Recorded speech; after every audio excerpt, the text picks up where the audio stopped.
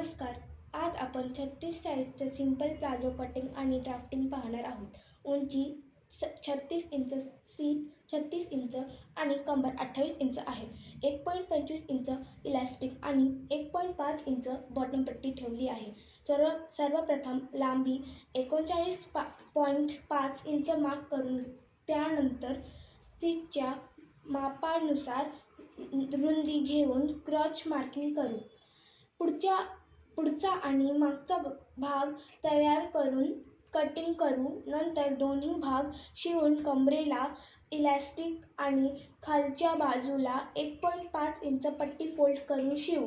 अशा प्रकारे आपलं आरामदायक आणि सुंदर प्लाझो तयार होईल. व्हिडिओ आवडला असेल तर लाईक, शेअर आणि फॉलो करायला विसरू नका.